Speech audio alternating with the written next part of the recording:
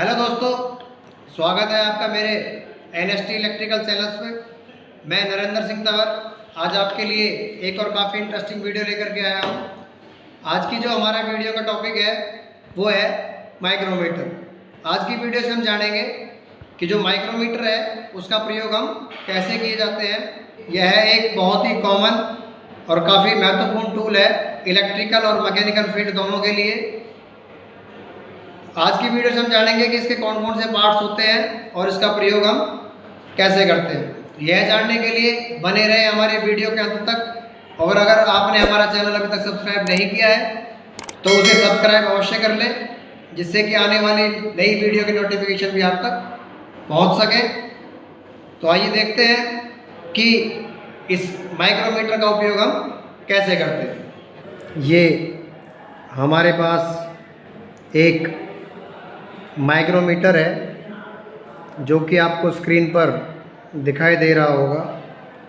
हम इसकी सहायता से किसी भी चीज़ का साइज़ बहुत ही आसानी से नाप सकते हैं। इसका यूज़ हम इलेक्ट्रिकल फील्ड और मैकेनिकल फील्ड दोनों के अंदर करते हैं। यह मिटुटोयो ब्रांड का माइक्रोमीटर है।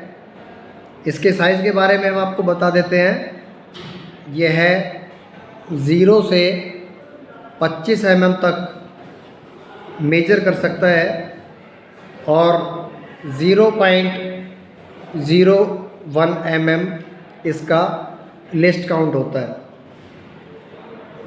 इसको कैसे यूज़ करते हैं उसको जानने से पहले हम इसके पार्ट्स के बारे में जान लेते हैं।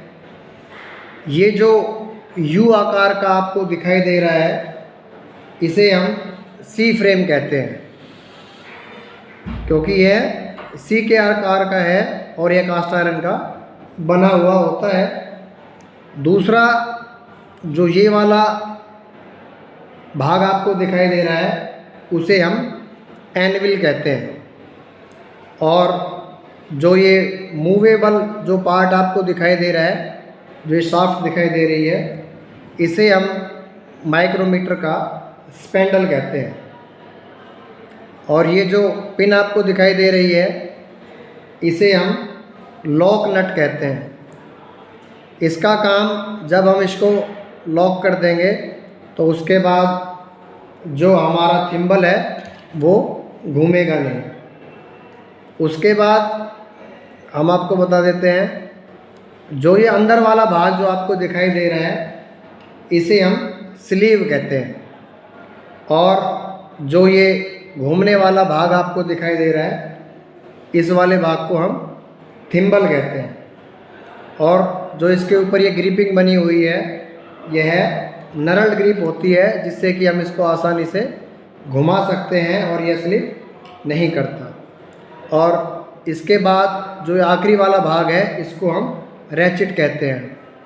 इसकी वो आवाज़ भी आपको सुनाई दे रही होगी कि एक लिमिट तक टाइट होने के बाद यह फ्री हो जाता है और इससे पता चलता है कि ये अपनी मैक्सिमम पावर तक इसको टाइट कर चुका है। तो ये इसके बॉडी पार्ट्स थे जो हमने आपको बताया। उसके बाद हम आपको बताते हैं कि इसका प्रयोग कैसे करते हैं।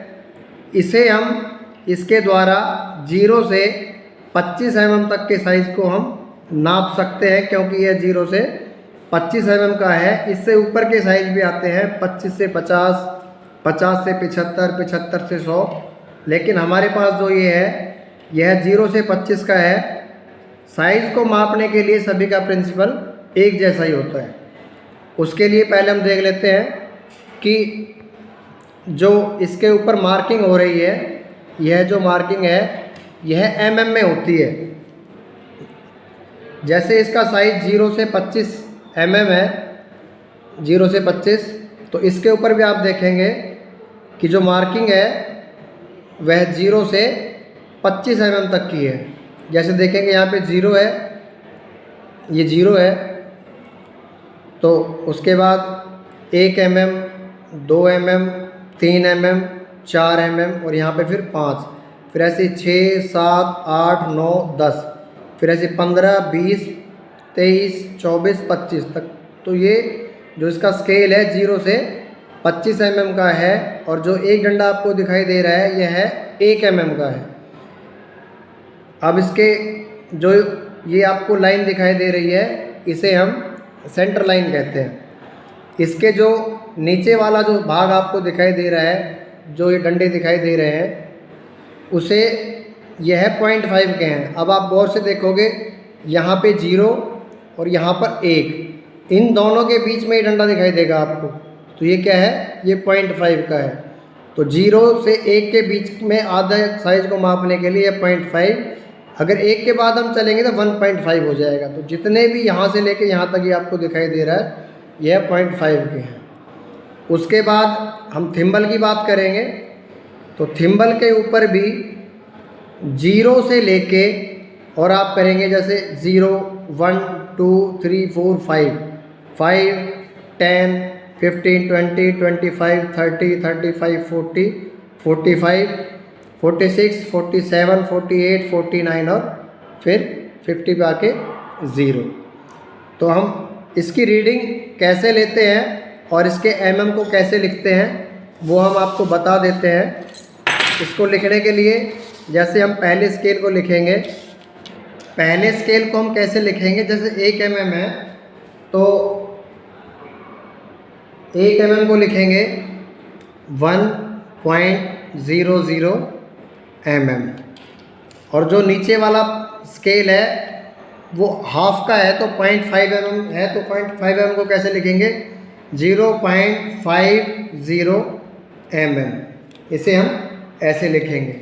और जो थिम्बल के ऊपर जो रीडिंग जो अभी हमने आपको बताई को कैसे लिखेंगे, तो वो उसको लिखेंगे 0.01 mm।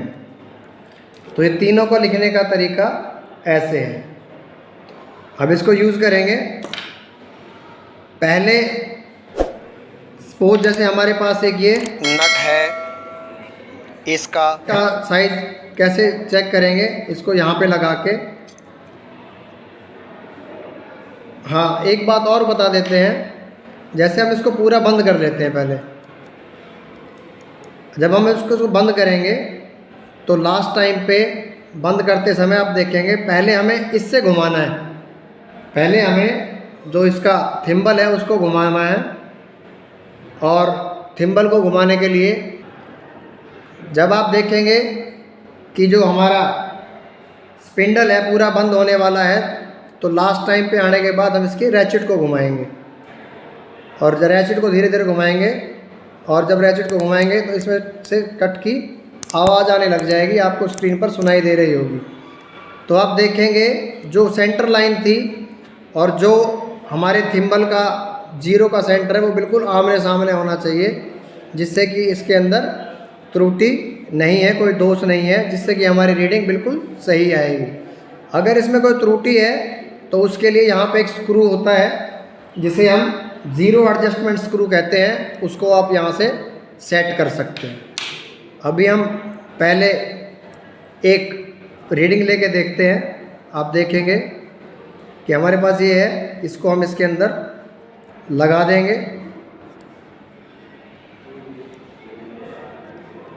और इसको लगाने के बाद पहले इसको टाइट करेंगे। ये टाइट हो गया है, हमें ज़्यादा जोर नहीं लगाना है, जब तक ये फुल टाइट हो जाएगा उसके बाद रैचेट को हम घुमाएंगे।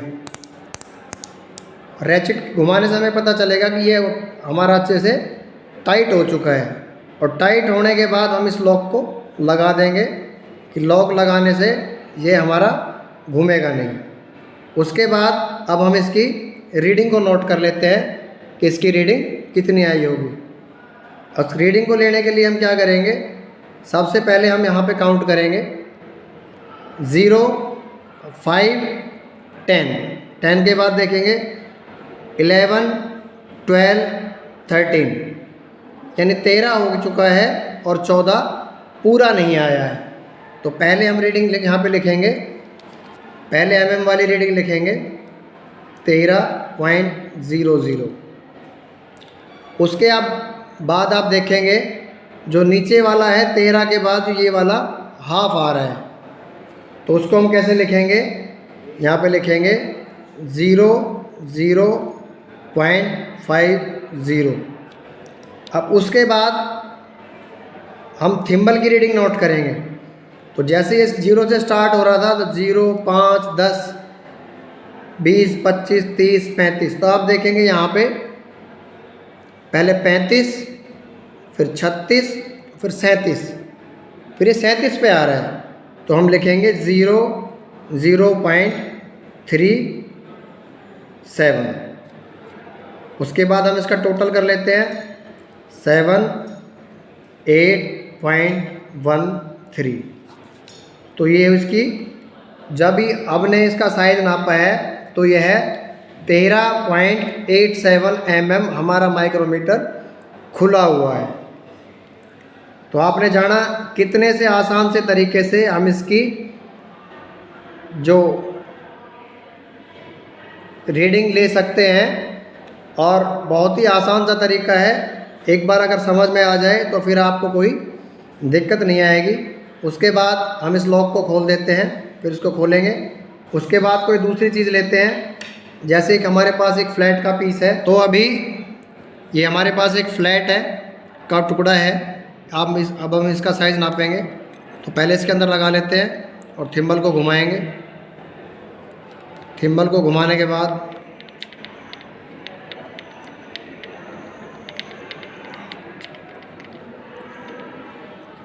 अब ये थिम्बल टाइट हो गया है। टाइट होने के बाद जो इसका रैचिट है, उस रैचिट को हम घुमाएंगे। अब आप देखोगे लॉक हो चुका है, इससे आगे नहीं जाएगा। उसके बाद फिर वही मेथड यूज़ करेंगे, इस लॉक को लगाएंगे। लॉक को लगाने के बाद अब हम इसकी रीडिंग को नोट कर लेते हैं, जैसे कि पहले किया था। तो अभी हम देखेंगे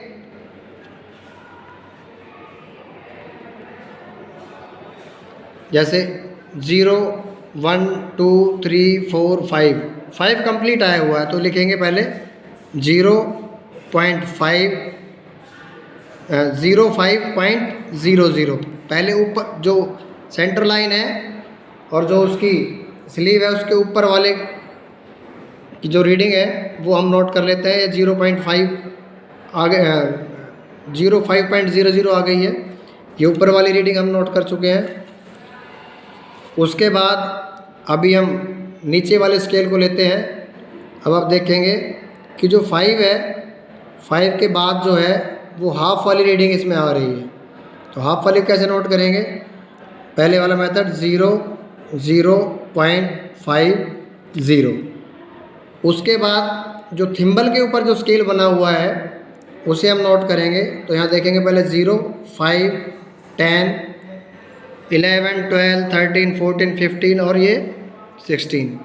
तो जो थिम्बल की 16 वाली लाइन है वो उसके सेंटर में आ रही है। तो उसे हम कैसे लिखेंगे? जैसे हमने यहाँ पर थिम्बल वाले स्केल को लिखा था, तो वो लिखेंगे 0.16। अब हम इसका साइज़ निकाल लेते हैं 6.50। तो इसका साइज़ क्या हो गया? ये 5.66 mm जो हमारा माइक्रोमीटर है वो खुला हुआ है। तो इसी आसान से तरीके से आप जानेंगे कि माइक्रोमीटर का साइज़ माइक्रोमीटर की मदद से हम किसी चीज़ का साइज़ कैसे नाप सकते हैं। तो बहुत आसान सा तरीका है, और उम्मीद करते हैं कि आपको हमारे द्वारा दी गई जानकारी पसंद आई होगी। तो उसे कमेंट्स करके अवश्य बताएं, और इसी तरह की इंटरेस्टिंग वीडियो को देखने के लिए बने रहें हमारे NST इलेक्ट्रिकल चैनल्स के साथ। वीडियो को देखने के लिए आपका बहुत बहुत धन्यवाद।